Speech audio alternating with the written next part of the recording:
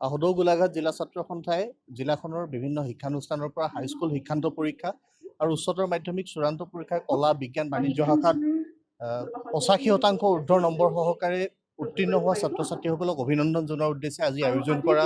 বিশেষ অভিনন্দন অনুষ্ঠানত অংশগ্ৰহণ কৰিলোঁ। নতুন প্ৰজন্মৰ ছাত্ৰ ছাত্ৰীসকললৈ শুভেচ্ছা জ্ঞাপন কৰিলোঁ আৰু যিসকল মুৰব্বী শিক্ষানুষ্ঠানৰ আহিছে তেওঁলোকলৈ আন্তৰিক শ্ৰদ্ধা জ্ঞাপন কৰিলোঁ। আমি বিচাৰোঁ যে প্ৰতিগৰাকী নতুন প্ৰজন্মৰ প্ৰতিনিধিয়ে এনেকুৱা ধৰণৰ অনুষ্ঠানবিলাকৰ পৰা উৎসাহ কৰ্মোদ্যম লৈ আহিব লগা দিনত নিজৰ শিক্ষায়তনিক যাত্ৰাটোক অধিক প্ৰতিযোগিতামুখী প্ৰেক্ষাপটৰ সৈতে যুঁজিব পৰাকৈ তেওঁলোক আগবাঢ়ি যাব আৰু অসমৰ জাতীয়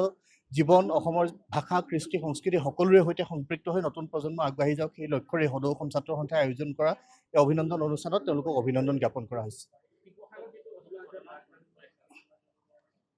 শিৱসাগৰৰ গোটেই যিটো ঘটনা, এই ঘটনাটো আছিলে ONGC কৰ্তৃপক্ষৰ গাফিলতি, তেওঁলোকৰ নীতিহীন তেনেকুৱা ধৰণৰ কৰ্মপন্থাই জনসাধাৰণক এটা বিপদৰ মুখলৈ ঠেলি দিছে। আজি 5 নম্বৰ দিনত উপনীত হৈছে আৰু 5 নম্বৰ দিনতো তেওঁলোকে এতিয়ালৈকে সেই যিটো গেছ নিৰ্গমনৰ ঘটনা সেইটো প্ৰতিৰোধ কৰিবৰ কাৰণে সক্ষম হোৱা নাই। আৰু ONGC অসম সম্পদ ধ্বংসৰ এটা ষড়যন্ত্ৰ আৰম্ভ হৈছে। ONGCত অনা অসমীয়া হিন্দী লবিয়ে ইতিমধ্যে অসমৰ যিসকল অসমীয়া বিষয়া কৰ্মচাৰী আছিল তেওঁলোকক ইয়াৰ পৰা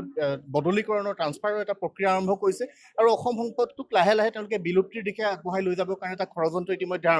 আৰম্ভ কৰিছে। আমি স্পষ্টভাৱে সদৌ অসম ছাত্ৰ সন্থাই এই কথা জনাই দিব বিচাৰোঁ, যিহেতু এতিয়া দুৰ্যোগৰ সময়, এতিয়া সকলোৱে ONGCৰ সৈতে থাকি আমি এই পৰিৱেশটো ঠিক কৰিব লাগে, কিন্তু ইয়াৰ পৰৱৰ্তী সময়ত ONGC কৰ্তৃপক্ষৰ যি নীতি, তেওঁলোকৰ যিটো বহিৰাগতৰ যিটো আগ্ৰাসন, এই আগ্ৰাসনৰ বিৰুদ্ধে আৰু অসমীয়া মানুহৰ এটা সম্পদ হিচাপে ONGC অসম সম্পদক জীয়াই ৰখাৰ ক্ষেত্ৰত ছাত্ৰ সন্থাই আমি দৃঢ় সংগ্ৰাম গঢ়ি তুলিম। আমাৰ স্পষ্ট কথা যে জনসাধাৰণৰ জীৱন আৰু সম্পত্তিৰ নিৰাপত্তা নিশ্চিত হ'ব লাগিব আৰু এনেকুৱা ধৰণৰ ঘটনা যাতে পুনৰাই সংঘটিত নহয়, এটা